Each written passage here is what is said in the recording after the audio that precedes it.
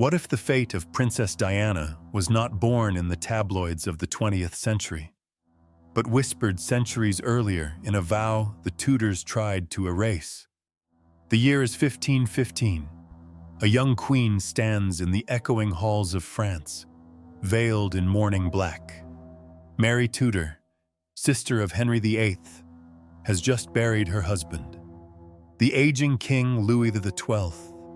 Her crown gleams with jewels, but her heart is chained by silence. In the shadows waits Charles Brandon, Duke of Suffolk, a man forbidden to her by every law of throne and church. Their eyes meet, and in a single breath she chooses love over obedience. I would rather be damned with you than crowned without love. The words hang in the air, like a spark defying the storm. The scene shifts. Centuries pass. London awakens in 1981. Diana Spencer, dressed in white silk, walks down the endless aisle of St. Paul's Cathedral.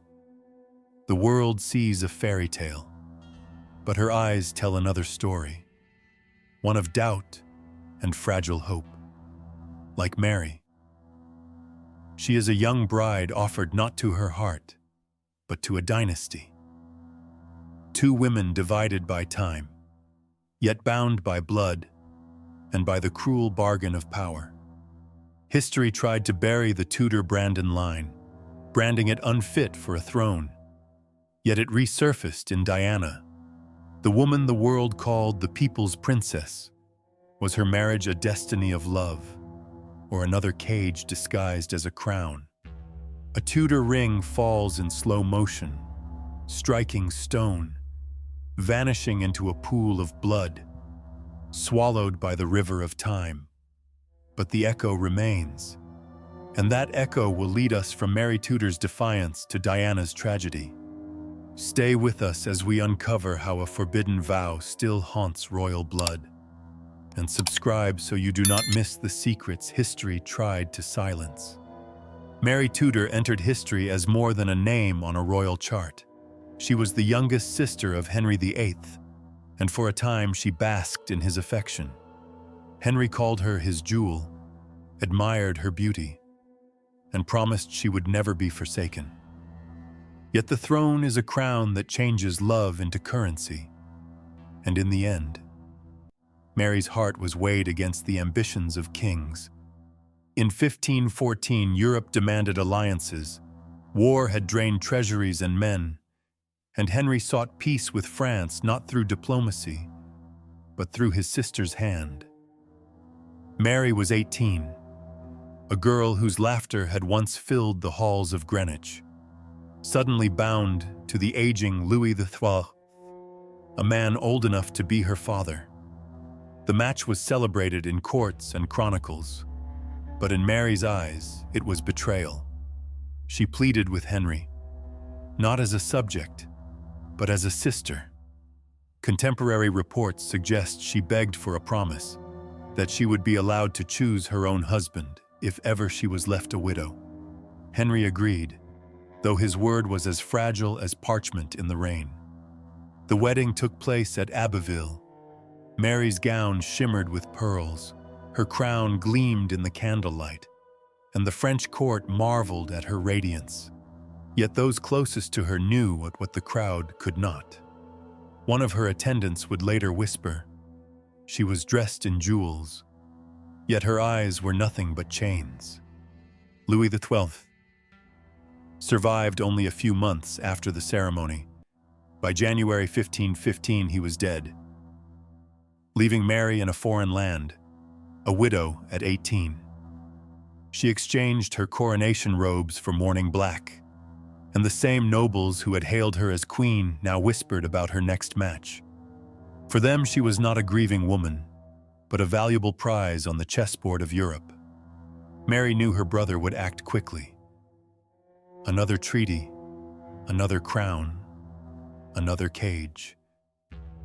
But in the stillness of widowhood, something within her began to resist. She had been adored as Henry's sister, sold as France's queen, and now she was left with a choice: submit once more to power, or grasp at a freedom that could cost her everything. The French court expected Mary Tudor to mourn quietly, to let her youth dissolve into black veils and obedience. She played her part, walking the halls with measured steps, bowing her head before foreign nobles, but inside she carried a restless storm. At 18, she had already been a pawn of one crown and the widow of another. She knew what awaited her next: another match, another bargain signed in her name. It was in this silence that Charles Brandon arrived. Henry VIII had sent him to ensure her safe return, trusting his closest friend with his most valuable sister. Brandon entered as an emissary, yet his presence unsettled the fragile order around Mary. Where others saw a queen to be bartered, he looked at her with something dangerously close to recognition. At first, their exchanges were brief. He inquired after her comfort. She answered with the composure of duty. Yet even in those measured words, there was a current neither could disguise. She began to notice the way his gaze lingered, the way his voice softened when they were alone. In the gardens, he walked beside her, their steps unhurried, and she found herself speaking more freely than she had in months. He told her of England, of court gossip and tournaments, and she listened with a hunger that surprised her. For a moment, she was no longer the widow of France, but the sister of a king, a young woman who longed to laugh again. She discovered in him not the cold weight of treaties, but the warmth of an honest companion. Whispers soon followed. Her ladies noticed how her silence lifted when Brandon entered the room. Courtiers glanced at them with suspicion, sensing that something unsanctioned stirred between widow and guardian. Mary ignored the whispers. She had lived long enough beneath the eyes of others, long enough to be dressed in jewels that felt like chains. One evening, she stopped hiding her heart. Alone in a chamber dim with candlelight, she spoke the words that sealed her defiance: "I will not be a pawn again." Brandon's face tightened, torn between loyalty and longing. He said nothing, but the truth was clear in his silence. She stepped closer, and in that moment, her choice was made. Their marriage was arranged in secret, far from the glitter of courts. In a small chapel, they stood together, not as sister of a king and servant of a throne, but as Mary and Charles, bound by love and risk. There were no trumpets, only the flicker of candles and the echo of their vows whispered to God and to each other. When the ceremony ended, Mary felt a release unlike any she had known. For the first time, she belonged to herself, even if it meant betrayal in the eyes of her brother. She had defied the will of kings for a single chance at freedom. Yet freedom came laced with fear. Every step they took in Paris threatened discovery. Every whisper in the corridors might already be racing toward England. Henry VIII, who had traded his sister like a coin, would not forgive easily. Still, Mary did not falter. She had been bartered, crowned, widowed, and silenced. Now she had chosen. Whatever storm awaited her across the channel, she would face it as a woman who dared to love. When news of Mary's secret marriage reached England, it traveled like a spark thrown into dry kindling. At court, the whispers grew before the king himself heard the truth. His sister, the jewel of the Tudors, had wed without his consent. Worse still, she had given herself to his closest companion. Henry VIII was no longer the young brother who once swore to protect her. By now, he was the ruler of a kingdom, proud, ambitious, and easily provoked. The chronicles describe his fury as immediate. He saw betrayal not only from Mary, but from Brandon, the man he had trusted above all others. In the great hall of Westminster, Courtiers gathered in dread as the king paced the floor. He demanded silence, then thundered the question that hung over the chamber. "How dare they wed without my command?" His words struck like blows, and even the most powerful nobles bowed their heads. Some whispered that Brandon's life was forfeit. "Better to cut this branch before it poisons the throne," one counselor murmured. Others pressed for caution, reminding the king that the people adored Mary. To strike her down would tarnish the crown. But Henry's anger was not easily tempered. He had built his authority on obedience, and to be defied by his own sister was an insult he could not ignore. Brandon was summoned to face him, and those who watched recalled how the Duke knelt, pale with fear, expecting the axe. The silence stretched before Henry spoke again. His voice was low, but more dangerous than a shout. "You should lose your head for this." The hall held its breath. Brandon did not plead. He bowed his head and waited. Then Henry turned to Mary. She met his gaze without flinching.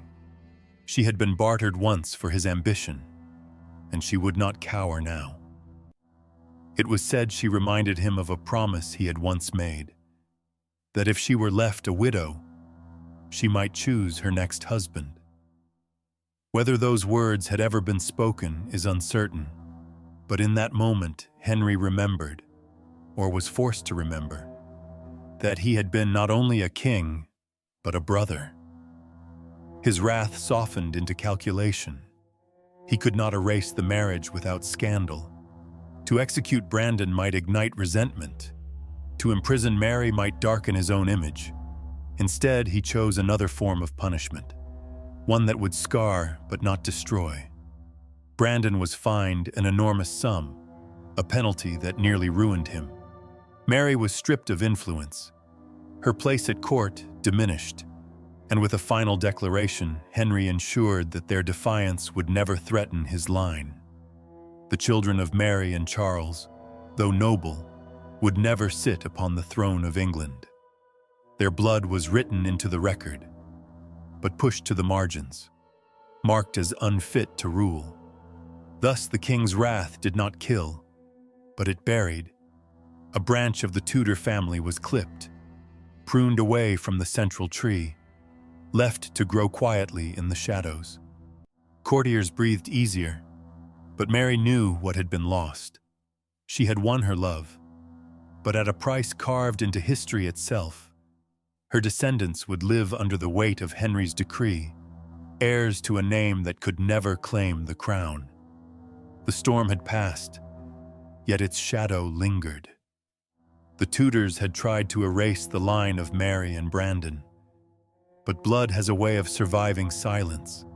In the centuries to come, it would slip unseen through marriages and generations, until it reappeared in a woman whose story echoed Mary's own. Henry VIII had spared his sister Mary and her husband Charles Brandon, but he had cursed their line. No child of theirs, he declared, would ever sit safely on the throne of England. It sounded like a passing sentence, a punishment sealed in words. Yet history would show how heavy those words became. Generations passed, and Mary's descendants grew in the quiet shadow of nobility. They held titles, they walked in courts, but they carried a hidden mark. Their blood was Tudor, yet it was branded as unworthy. Still, bloodlines do not fade on command. They twist, they merge, they reappear where kings least expect them. A century after Mary's defiance, her granddaughter Jane Grey was thrust into the center of power. She was young, brilliant, and deeply learned, a girl who loved books more than banquets. Yet in the storm of succession, she was nothing more than another pawn. When Edward VI, Henry's sickly son, died without issue, ambitious men seized upon Jane's claim. She was proclaimed queen, not by her will, but by theirs. For 9 days, England bowed to her. She sat upon the throne of her great-uncle's dynasty, her pale hands gripping the scepter that once belonged to Henry's children. The court whispered that at last the blood of Mary Tudor had risen, but Henry's warning echoed like a curse. The crown upon her head was not salvation. It was a noose. Mary I, Henry's eldest daughter, marched against her. Support melted. Allies betrayed their oaths, and Jane was abandoned almost as quickly as she had been raised. Within weeks, she stood on Tower Green, dressed not as a queen, but as a condemned girl of 17. Chroniclers describe her final moments with chilling clarity, her blindfold slipping, her hands trembling as she searched for the block. When the axe fell, the prophecy of Henry's wrath seemed fulfilled. The line of Mary Tudor had dared to touch the throne, and the price was blood. The lesson was not lost. After Jane Grey's death, the Brandon Grey descendants retreated deeper into silence. They lived as nobles, but always at the edge of danger. Their names were whispered in conspiracies, scratched into warrants, remembered only when scandal or ambition dragged them into the open. The crown did not forget them, but it did not embrace them either. Over the centuries, the branch learned to endure. Through marriages and alliances, it slipped into other families, no longer carrying the Grey name, but still carrying the memory of that brief and bloody grasp at power. Their story became a warning, a half-erased footnote in chronicles, a reminder of what happens when forbidden bloodlines try to rise. And yet, time has a way of bringing back what kings wished to bury. The line of Mary Tudor passed quietly into the Spencer family, far from the royal palaces that had once feared it. It lived in the countryside, in noble estates. In silence rather than proclamation, few cared to trace it. Fewer still believed it mattered. But blood does not forget. Centuries later, the world would turn its gaze to a young woman walking into St. Paul's Cathedral. Her name was Diana Spencer. Her smile captured the cameras. Her gown dazzled the crowds, and her fate echoed with the shadows of the aunt she never knew. Just as Jane Grey had once been lifted onto a throne not of her choosing, Diana too would be placed into a crown that felt more like a chain. The Tudors had tried to bury the branch of Mary Tudor and Charles Brandon. They succeeded in silencing it for generations, but they could not erase it. For in the end, that bloodline returned, not in triumph, but in tragedy. The blood of Mary Tudor had survived in silence, moving quietly through generations until it slipped into the veins of the Spencer family. For centuries, it drew no attention. Then, in 1961, it emerged again in the birth of Diana Frances Spencer. No one spoke of her ancestry at the time. She was not raised to think of herself as an heir to lost thrones. She was a girl of the English countryside, shy, playful, and sensitive. Her life measured not in crowns but in the rhythms of boarding schools and gardens at Althorpe.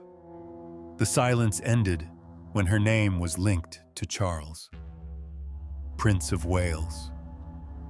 At once, the girl who had hidden from school dances was cast into the blinding light of the world stage. In July of 1981, she entered St. Paul's Cathedral in a gown of ivory silk, a 25-foot train following her like a river. More than 700 million people watched from televisions across continents. For the first time, the forgotten branch of Mary Tudor stood before the eyes of the entire planet. The crowds cheered, the bells thundered, the cameras flashed. To the millions, it was a dream, a fairy tale for a modern age. Yet those who looked closely saw another truth. Diana's smile was radiant, but her eyes betrayed unease. She was 19, younger than most brides of her generation, stepping into a role not chosen but demanded by history. Unlike Mary Tudor or Jane Grey, Diana did not enter a palace as a pawn of treaties. She entered as an icon of a new world, a princess for an age of mass media. Her life was no longer her own. Every gesture was recorded, every glance magnified, every misstep broadcast. She had not only married a prince, she had married the gaze of the globe. Within the walls of Kensington Palace, the glitter of the wedding faded into silence. Her days became marked not by banquets, but by the relentless pursuit of photographers, the strain of betrayal, and the quiet struggle to remain whole under the crushing weight of expectation. Unlike her ancestors, her captivity was not behind closed doors. It unfolded before millions. Her sorrow turned into headlines, her isolation into spectacle. And yet Diana refused to vanish into obedience. Where others in the Tudor line had been erased, she found a voice. She reached to the sick, the poor, the forgotten. She turned the glare of the cameras away from her suffering and toward the suffering of others. In doing so, she transformed from princess into symbol, from pawn into force. It was this refusal to be silent that made her both adored and endangered. The crown had never been comfortable with defiance, even when veiled in compassion. For the Spencers, as for the Brandons and the Greys before them, the attempt to live freely in the shadow of monarchy carried a terrible cost. Diana's story was not yet ended, but the pattern was already written. The line that Henry VIII had tried to erase had returned not in triumph, but in a fragile woman standing alone beneath the heaviest crown of all, the expectations of the world. On the night of August 31st, 1997, the echo of a forbidden vow came crashing into the modern world. Diana, Princess of Wales, descended from the blood of Mary Tudor, left the Ritz Hotel in Paris and entered a waiting car. Flashes of cameras lit the night as the vehicle sped into the Pont de l'Alma tunnel. Moments later, silence followed. The people's princess lay lifeless. Her story cut short not by a crown or a scaffold, but by the unrelenting weight of a life lived under watch. The symmetry was haunting. Centuries earlier, Mary Tudor had whispered that she would rather be damned with love than crowned without it. Her granddaughter Jane Grey had mounted a scaffold at 17, sacrificed to politics. And now Diana, a woman who carried their blood, perished in the very city where Mary had once whispered her vows of defiance. 3 women, 3 centuries apart, each bound by the same thread, love clashing with the demands of power. Diana's death was mourned across the globe. Millions wept, laying flowers outside Kensington Palace, lighting candles, and calling her not only a princess, but a symbol of humanity. Yet beneath the grief was the same question that haunted every chapter of this bloodline. Why must love and freedom always exact such a price when touched by royalty? The Tudors had tried to bury Mary's descendants, to silence them in the margins of genealogies. But history has a way of keeping its promises. The blood they sought to erase refused to vanish. It reappeared in Diana, not to rule, but to remind the world that even in palaces, the human heart cannot be caged. Her legacy is not only her sons, who carry her name into the future, but the reminder that power and love are forces that rarely walk in harmony. Diana's story was the final act of a tragedy that began with a young queen in France, burned with a 9-day queen at the Tower, and ended beneath the lights of Paris. And so we are left with a question. If even the wrath of a king could not erase this bloodline, what other forbidden vows still lie hidden, waiting to rise again? We unearth the secrets history tried to silence, and we bring to light the truths that echo across centuries.